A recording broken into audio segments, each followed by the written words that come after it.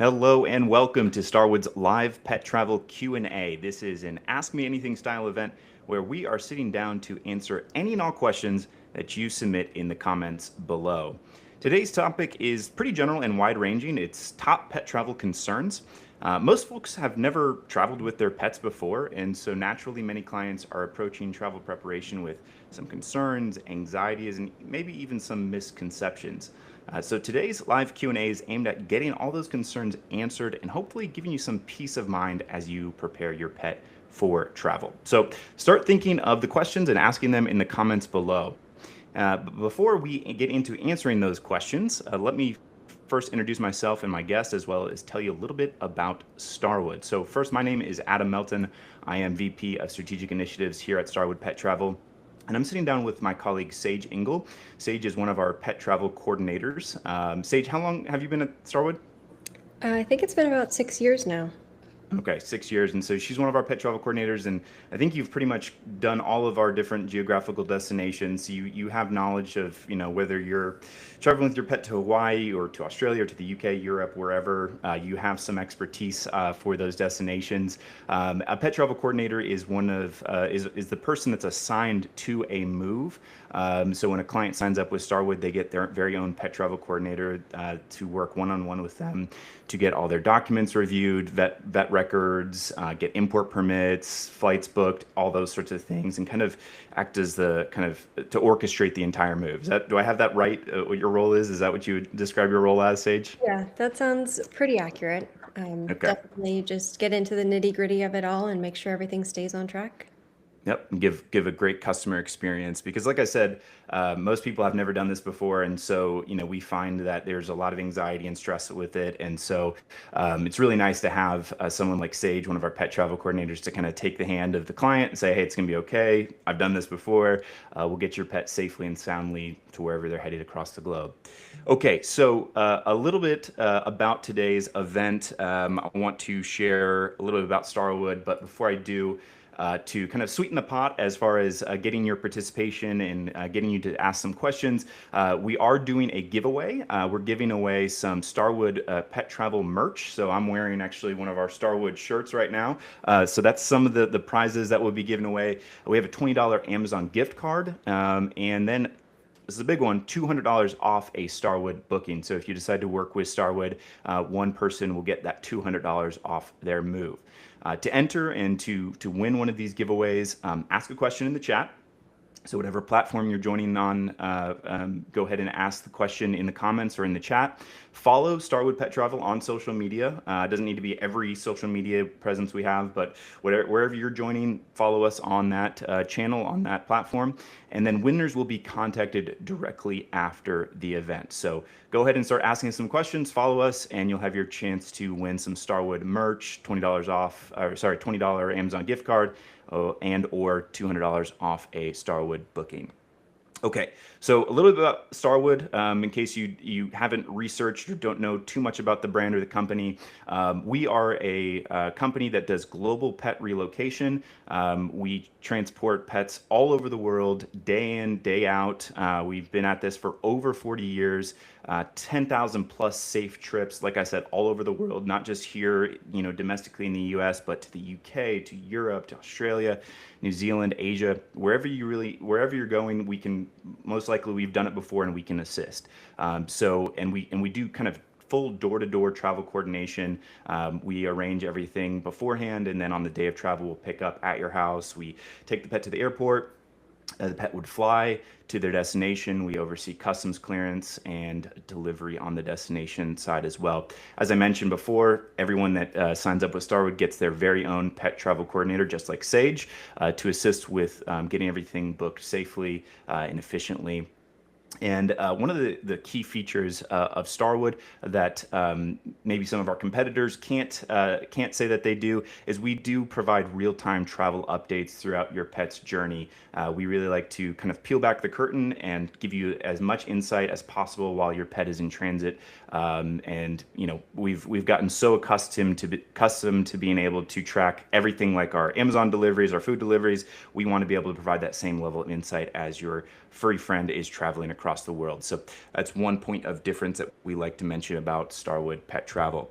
Okay, so to kind of frame today's conversation, and I already see questions coming into the chat, so thank you very much for those. We'll get into those just to kind of pique what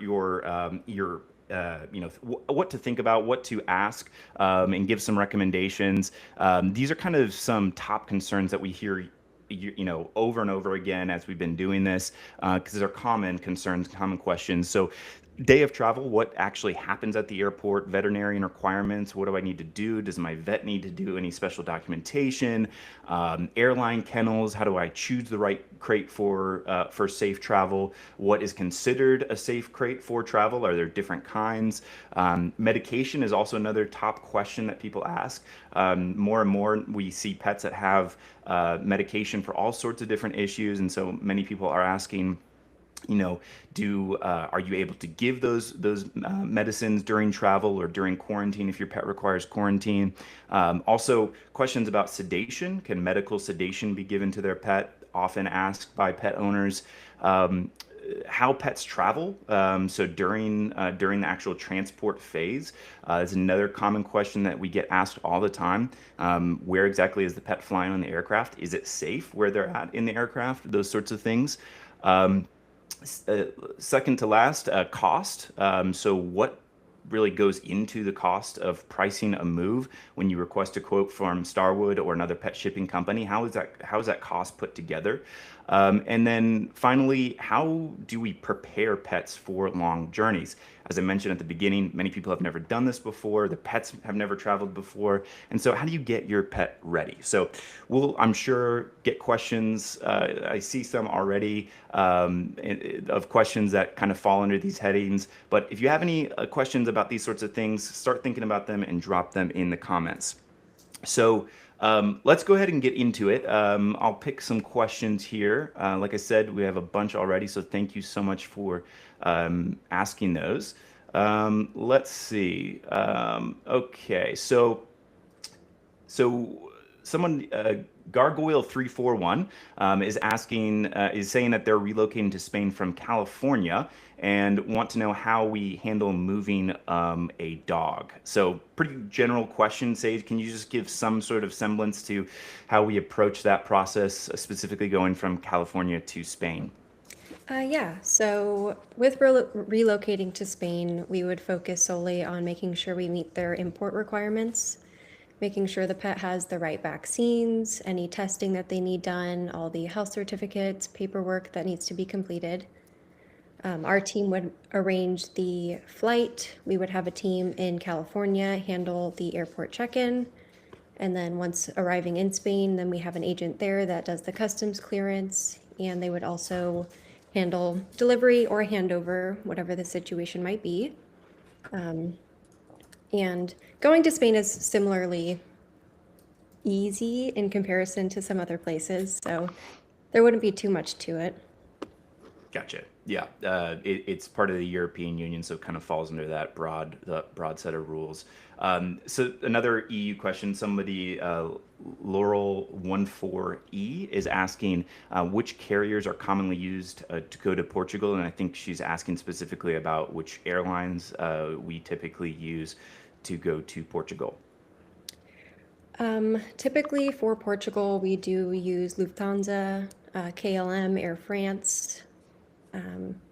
I think we are also using British. Is that another one option now? It's I been a think little so, bit yeah. since I've done flights to the European Yeah. region, so. Yeah. Yeah. So with that, maybe we zero in on Portugal because, there are some TAP or TAP. I'm not sure how you say that airline. I only see it written. But they do have some direct flights to Portugal. And I know we have used them historically. The problem is their arrival times, if I remember correctly, are pretty difficult to get customs clearance done same day. And so oftentimes, if you're going to Portugal, we will route your pet through one of the other European hubs. As Sage mentioned, Lufthansa is one of the ones we usually use for that. And so your pet would fly from the US to Frankfurt, Germany at the Lufthansa hub. They would have a layover there and then continue on to Portugal. And so there is a layover involved, but the pet is taken out of their kennel. I don't know if you want to go into that process at all, Sage, because I know when we send quotes or proposals to clients and there's a layover, people get concerned about that. So I don't know if you want to speak a little bit to how that layover process works and looks. Yeah, definitely. With laying over in Frankfurt specifically, they do have the Frankfurt Animal Lounge. Typically, the layovers have to be 4 hours or more, just because we do have to have connection time with the pets getting out of the kennels, and then they have time in their own little spaces to be able to be out of the travel kennel, have food, a few hours, and the team in Germany does actually send a photo update. It's very basic, but they do provide an update while they're there, and then they'll get them checked in for their connecting flight. Gotcha. Okay. So, and as I said, we do that so we can do customs clearance in Portugal within business hours, and there's no extra costs or delays. So even though it's an extra flight, it is a short flight from Frankfurt to Portugal, not super long. Even though there is a second flight involved, it's net better for the pet because they can clear customs the same day. So hopefully that answers your question, Laurel, about moving to Portugal. Um, PolyX1835 is asking about travel from San Francisco to Auckland. Looks like they're going next February. And they are asking if there are many spots on the planes for cats. So maybe we can just kind of generally speak about availability. Like, is there unlimited space for pets, or does it fill up oftentimes, like a passenger flight would fill up? Can you go into availability a little bit for flights for pets? Yeah, so generally with San Francisco to Auckland specifically, Air New Zealand tends to have about 5 spaces, but if it is a family of pets, they do tend to allow a little bit more than the 5 generally. And with Air New Zealand, they do allow us to book 30 days in advance. But of course, all the planning and everything, we're working on moves for 5+ months before we really get into that stage. Right. Yeah. So you have plenty of time to get the flight piece figured out because of the amount of preparation that New Zealand takes. PolyX 1835, if you haven't started already, make sure you get going sooner rather than later on all the preparation that it takes to get a pet into New Zealand. Healing Hearts Counseling LLC is asking about what our history or expertise is with Asian countries. Which Asian countries have we organized travel to from the U.S.? Sage, I know you work with our clients going to Asia, so you can definitely answer that question. It's actually been a couple years since I have Okay. done the Asian countries, but generally we do China, Japan, we do like the UAE area. They're really more specific outside of those 3 regions. Yeah, I mean, yeah. So for Asia, I know the major countries we do fairly regularly. We see people relocating for work over to different Asian countries. We see people, obviously, a significant amount of military folks moving over to places like Japan, and so we definitely see, we definitely assist many clients going to Japan. We have people retiring to Southeast Asia, so you know. Vietnam, Thailand, Malaysia, all those countries we definitely assist with on a regular basis. Okay, so hopefully that answers your questions. Healing Hearts Counseling LLC. I am actually we're going to take a short break of the live event because we are having issues getting it fed onto Facebook and Instagram. So I'm going to pause the live stream. First time we're doing this, so we're working out the kinks on this, but I'm going to pause the live stream just for a moment. We'll try to get it boosted back up onto Facebook and Instagram, and then we'll join. So just give us about 2 minutes and we will jump back on.